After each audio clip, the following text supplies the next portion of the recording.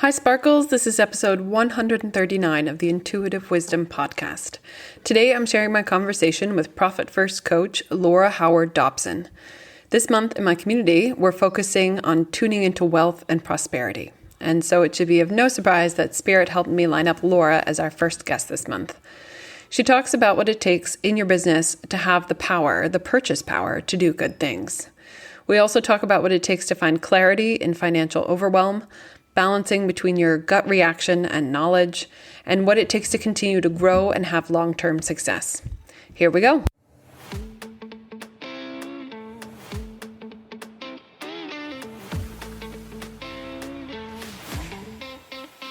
Hi, and welcome to Intuitive Wisdom. I am your host, Kay Margaret Solorio. I am an author, spiritual teacher, and certified Angel Reiki Master. I believe that all the answers you seek are inside you. When you learn to discern between the ego and the intuition, tune into spirit, you can hear that whisper, your intuitive wisdom, answering your questions and showing you the next right step. On this podcast, we explore that connection and the good that happens in the world when you learn to hear your intuition, trust your intuitive wisdom, and allow your magic. Okay, quick announcements. My book is now available on Amazon. Happy dance, happy dance. You can search my name, Kay Margaret Solorio, or the book title, Make Ease Your Vibe, and purchase your copy. It's a self-help book with mindset, energy, and time strategies to help bring ease and calm into your daily routine. This month, as I mentioned, we're focusing on tuning into wealth and prosperity. In our monthly angel energy healing session, we will connect with Archangel Sachiel, the angel of wealth and prosperity. And in this month's live guided meditation, I will be leading us in money affirmations. Last but definitely not least, if you're ready to take it to the next level and join my membership, doors are open this month in March. And as a member, you'll receive access to all courses and live sessions, as well as the foundational program that talks you through the steps of manifesting more consciously and working with your spirit team. To register for any and all of these programs, or find the link to buy my book, visit my website at deliciousease.com or email me at support@deliciousease.com. All right, let's get to the episode. Laura Howard-Dobson was inspired by the transformative power of the Profit First methodology to become a Profit First coach, empowering entrepreneurs. Her mission is to help you navigate financial overwhelm, providing clear insights into your financial position so you can make informed decisions that align with your desired lifestyle. Without further ado, here is my conversation with Laura. Well, welcome, Laura. Thank you again for joining us today. How are you? I'm well, thank you. Yeah, how are you? Wonderful. I'm excited you're here. So on this podcast, I like to explore the magic that happens when you learn to hear and trust your intuitive wisdom. So I'm curious what that means for you. What does it mean to hear your intuitive wisdom? I think kind of gut feeling is probably what I can kind of resonate most with, just that feeling of gut feeling, following your gut. Yeah, knowing that quick yes or no, or trusting when you get there. Trying to trust that before the mind takes over. Amen. Well, in my experience, we all have a lot of money blocks or funny rules, negative associations with money that hold us back, blocking our intuition. How do you see intuition in the relationship with your finances? Yeah, I think it's huge. I think, again, just kind of taking it back to doing things before the mind takes over. I think that the mind does need to take over sometimes when it comes to finances. I think there has to be a really real balance between following your gut and being realistic. I think that one of the biggest things that our kind of guts tell us to do is to avoid looking at money, to avoid finances because they feel scary. And of course, that more often than not doesn't help the problem. Actually, kind of makes it feel worse. Then often it probably is. It's just that it's kind of deciphering between the feelings and the facts when it comes to money. But at the same time, being intuitive and allowing it to flow and all of those things, I think there's a real balance to be had. Yeah, I appreciate that. And thinking about the balance between going with your gut and the knowledge that you have in your mind, because it definitely, this next month in March, I've been preparing group programs for my community, and we are going to be focusing on money and wealth. So it's, of course, thanks to Spirit, great timing that you're here. But I think money is so triggering in so many different ways. And then you get that emotional response. And then it's like, wait, where do you put that? You need Exactly. knowledge to understand where in the spectrum or where in the plans that fits. Exactly. So when clients do feel overwhelmed by financial management and of their business specifically, where do you start? So I tend to start with the vision. I tend to start with, tell me what you want. What do you want your life to look like? What do you want your money to look like? And sometimes people are really quite close to that already, and sometimes it really is a dream. And then I think we have to marry up the reality of where we are now with that dream, and then create kind of actionable steps and plans to work towards that. And it's all very well and good having a plan and say we can get from there to there by doing these things in between, but of course life gets in the way, and feelings come up, and often people get derailed due to feelings. So I think that then there comes a lot of awareness around that, and constant kind of trying to be okay with money, with looking at money, talking about money, reviewing money. I think the more people do that, the more comfortable they become with it, and then the easier it is then to kind of follow more black and white type plans, because of the kind of confidence that grows within themselves. Yeah, it's almost like, in personal development, we talk about a lot of different things. You work on your relationship with fear and understand that fear is just a sign that something you need to pay, like look at something that's coming up. But the way you're speaking makes me think of having a relationship with money and almost personifying it, being comfortable to have it as a guest or a companion, a friend who can help you and support you, and less of a, what on earth is this? I know I have to deal with you. Exactly. Yeah. It's interesting. So a lot of it is, I guess everything comes back to that. The mindset, maybe less maybe the tools are the black and white, as you said, the steps are fairly easy to see, but then to execute is difficult because of the mindset. Exactly. And that's where kind of support and environments and groups of supportive groups and stuff like that can be really, really helpful. Yeah.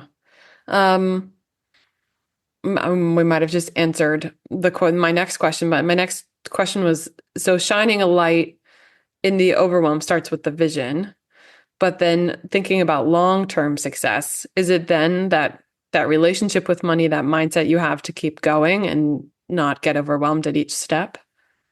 Yeah, I think so. And I think it comes back to the two things. So I think having a plan that you're constantly reviewing and tweaking to make sure that you are actually in line with where you want to get to. And you're kind of course correcting as you go, because you can create a plan in January and by December, your business, for example, might look completely different. And it's about correcting that from a plan perspective, whilst kind of keeping that kind of confidence and relationship with money going. So yeah, I think for long term, having kind of money management systems in place, whatever that looks like for you. As my name suggests, I am the Profit First coach. So I use Mike Michalowicz's Profit First approach, along with the kind of the vision and the mindset stuff, to help people to get from where they are to have that kind of much longer term vision, using multiple tools, but one of them being moving money around in different bank accounts to create clarity about what you really have available to spend, to save money for, emergency funds, to have tax saved for when it comes. So the more you're kind of doing this, the more you're reviewing your money, moving it around with this kind of management system, the easier it becomes, because you get used to looking at the money, and then you kind of grow in confidence, knowing that actually, yeah, I can see that in that pot I've got a security fund. It's called security fund. I know that if something happens, I'm going to be okay for a bit of time. That gives me a cushion. I know that when tax comes, the next time my accountant calls me and says my tax is due, I know I've got money there. It might not be to the penny, but I know I've got money there. And so it's not this thing to fear anymore. So that's kind of one of the tools that I use, which really, really helped.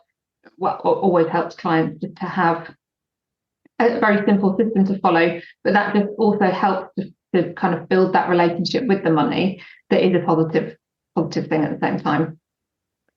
Do you feel like a lot of helping your clients is that education piece? I was talking to some other women recently, and they all noted that we just don't, like even growing up, get a lot of education around money. Does that seem like it's a big part of it, or it is more strategy? Okay, you have these things. There is an overwhelm of tools to use. These are the ones that are going to really like bring some clarity and some simplicity to the strategy. Yeah, interesting question, because I think that there is a lot of learning to do about it. I think that's more in a relationship way. I think that's a kind of a learning journey about your relationship with money. I think when it comes to the strategy, I think that having a strategy and a tool that you can use that can give you immediate feedback on how close you are to what you're trying to achieve kind of almost ticks the first box of teaching you about money, because it's a system that teaches you about money Right. by following the system, if that makes sense. It does. It's taking the abstract and making it more concrete. I feel like when we don't Yeah. know, money kind of feels like this unknown, besides being fearful of having to Yeah. deal with it, the unknown Yeah. factor. And so then, yeah, no, that makes a lot of sense. I'm curious, so you help your clients make a pretty big transformation. I mean, money affects so much, and having that confidence in money, I'm sure, brings them confidence in multiple areas. What's your favorite part of that transformation from overwhelm to feeling more in control?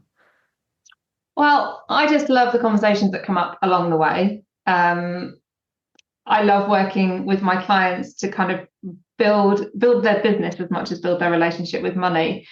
But I mean, I've got multiple things that I love. But one of my favorite recent ones was a client who just paid for her whole family to go to the Maldives, where she actually then happened to get engaged while she was there. Wow. Um, and that was paid for from her profit pot. So part of Profit First is that you're always putting money into a separate, you're putting money aside specifically for profit. Now, this particular client has been on an amazing money journey herself, and probably maybe 2 years ago was not feeling so confident about money and was in a really tight spot. But the strength came from within herself, and I did support her through the journey. But she 100% made it happen.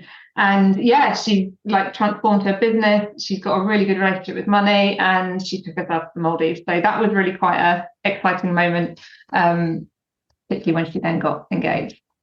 I love that. And I think that speaks to the image of money too, because I feel like in a lot of media, or at least things we absorb when we're little, like lots of money means mean, like the rich old ladies don't necessarily look nice, but it really is power to do good things.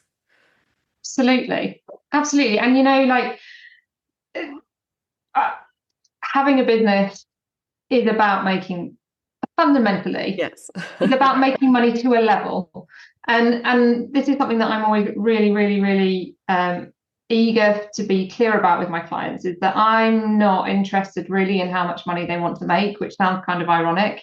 As long as they're achieving their goals, as long as what they're doing is serving them in their life, and it's serving them from a financial perspective, as in it's allowing them to achieve and do the things they want to do, then that's the goal, not just making more and more money, or yeah, kind of having those feelings. That I think when you separate out, oh, I've just got to make loads of money, in which case there are these ideas that I think loads of people have been brought up with about people who are wealthy are mean, money's bad, money's evil, all those kinds of things. Actually, if you're separating that off and you're just concentrating on what you want it to do for you, then unless you feel that you're a mean evil person, then And you know that'll what I mean? It's amplify. kind of it's not going to play into that narrative that we might have learned, and therefore we might create our own new narratives around it. I love that. That I used to teach something about stay in your own lane. And that really speaks to that because I feel like it's also in a world where it can feel really chaotic listening to the news. I've stopped listening to the news regularly because it's just a lot of, and you forget that you have that ability. Like you were just Hmm. saying, you almost create your own world or your own, I don't like the word bubble because it sounds like you're avoiding everything else, but you create your own space and you can still thrive and succeed just in relation to your own life, like do your own life path. You don't have to Yeah. constantly compare and you don't have to absorb what's going on around you. You can interact on your own terms Hmm. Yeah. based on, Yeah. I like that. Yeah, absolutely. yeah.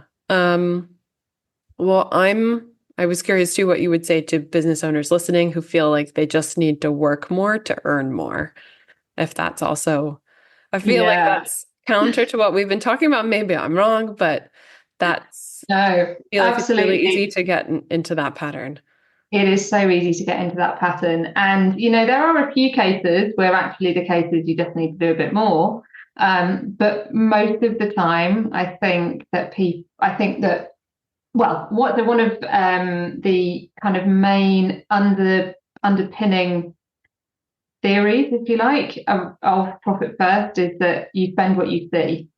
So it's a bit like the plate theory when you're on a diet, that Oh, if you have a bigger plate, you're going to eat more food. And so oh, what you do in profit first is you remove all the money that doesn't really belong to you. So you remove all the money that you want to pay to yourself as that owner. When I say remove, I mean remove it from eyesight. You remove all the tax money that really belongs to the tax man. You remove your profit that you want to keep specifically for profit. And then, I mean, I tailor that kind of process to all sorts of different things that my clients want to do and achieve in their businesses. But then what you're left with is your plate of money that you can spend. And so the idea is that you reduce that size and then that you then become creative about how you do things. So one of a really good analogy that he uses in the book is about toothpaste and how everybody, when you run out of toothpaste, you always find a way to squeeze out that last, just a little tiny bit, just so you can brush your teeth out one more time. that's true. And yet, if it's full, you just kind of go gung ho and you kind of cover the toothbrush in toothpaste because it's there. And so by removing some of that money from your eyesight and saying, this is what I have to spend, it kind of generates creativity. So you might think right now, oh, I just need to do more and more and more. But actually, it's no good doing more if what you're doing isn't profitable. So if you've got no profit when you're earning £100,000, it's not to say that you could earn £500,000 and still have no profit left because you'll just spend, the more you earn, the more you'll spend. And that can be literally, if you're selling a physical product, it can be that pricing isn't quite right. But actually, it can be, I've seen it many times where online business owners might triple, quadruple their revenue, and then they bring on a team because they can't cope with the work. And actually, what that means is that the structure of how you're serving your clients Needs to fundamentally change. doesn't really work. And so that's where it becomes really important to see, how can I do things differently to make it more profitable? And that really is where the kind of power is. And So revenue is not always profit. And that's kind of the yes. most important thing to remember. And I think that brings us back to the beginning where you said the vision is the place you start. Because it sounds like if you get to that breaking point, then you're no longer serving quite the vision. This is not, I'm reminded of something that's kind of related. Um, I was talking to somebody recently about how, or I heard it on a different podcast, where there are rules, or rules isn't the right word, behaviors that we exhibit that at some point in our life are appropriate. Like a lot of times it's maybe you had something difficult in your childhood, and so you kind of came up with a survival technique to get yourself to the next level of being a human, like Mm-hmm. teenager and then adulthood. And so that worked for you. And now you're still exhibiting those behaviors in response to stuff. And it doesn't make sense in the context because you're an adult in charge of your own life and you can do Mm-hmm. other things. So there's Yeah. this, you have to recognize the behavior and then change it, but you do it out of default. So it sounds like too with the business, when the business grows, you're doing things out of default because it worked to get you there. but then you have a Absolutely. different structure and you need to adjust the financial strategies because the same pathways to profit are not appropriate. Exactly that. Yeah. Is there I'm curious if there's a cusp that you see regularly in terms of income in a business where that kind of happens, or everybody's different because we all have different visions and thresholds and products and everybody's different. Everybody is different. I think there are some trends within, the online space. I think online businesses, I think actually the costs are almost harder to manage, but not in reality. I think from a psychological and mindset perspective, because when you spend all your time online, you're constantly bombarded now with, buy this, I can teach you that, I can teach you this, get so many clients, do this, do that. And it's just saturated, which then makes it really easy for people to kind of constantly be looking for the next thing to solve their problems. And I think again it comes down to it's always about making a choice. Like if you want to spend the money, that's absolutely fine as long as you understand what the consequences financially are to your business. And if that means that you're still going to hit the target of the money that you want to take home for yourself, great, if that's going to benefit you. But actually, that's the important bit, is being empowered enough to understand the impact that those decisions are having on your overall profitability, your overall how your business is serving you, and your overall kind of preparedness for tax and so kind of perceived value versus actual value of making a decision like that. And that's maybe brings us also back to your intuition might tell you one thing, but your intuition might be going on false information if you perceive something to have great value or will have great return when it actually won't bring great return. Totally, yeah. And sometimes it's about saying, my gut's telling me it's going to give me a great return. So then the conversation goes, okay, I'm happy to go with your gut. Let's measure it. Let's make a pact that we're going to do this for 3 months, and then we're going to review. And if in 3 months' time, let's just kind of make a little note here that you've committed to the fact that if in 3 months' time it's not working, then you're going to change, or you're going to, so that you can kind of, again, go with the gut, but bring the kind of evidence, the brain, exactly, to support it. That's amazing. Yeah. Is there anything you would like to add? Oh gosh, I mean, I could sit here for hours and talk to you. So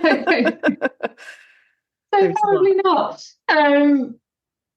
No, I don't think so. I mean, yeah, Profit First is a very, very simple, but incredibly powerful tool, particularly when paired with kind of plans and forecasts and regular kind of monitoring. I think it can be really, really powerful. So if anyone hasn't read the book Profit First by Mike McAllowitz, I highly recommend starting there. Yeah. Okay. Wonderful. Well, tell us the best place to connect with you and your work. Instagram DMs is a great place. I'm the Profit First UK on Instagram, and just come and have a chat with me. I quite like doing voice notes with people, so come and have a chat. Perfect. And I'll include all the links in the show notes. And thank you again for joining us. Awesome. Thank you for having me. Hey, Sparkles. Thank you for listening to this episode of the Intuitive Wisdom Podcast. If you haven't already, click subscribe and follow. And if you love this episode, please leave a review and share it on Instagram and tag me at Delicious Ease. That's DELICIOUSEASE, so that I can say thank you. Every review helps another person find this podcast and learn to welcome their own intuitive wisdom. You can download your free 20-minute guided ideal day meditation on my website, deliciousEase.com. Again, that's DELICIOUSEASE.com. And have you bought my book yet? Now available on Amazon, be sure to find my book, Make Ease Your Vibe, for mindset, energy, and time strategies that help you raise your vibration and enjoy the life you live. See you next week.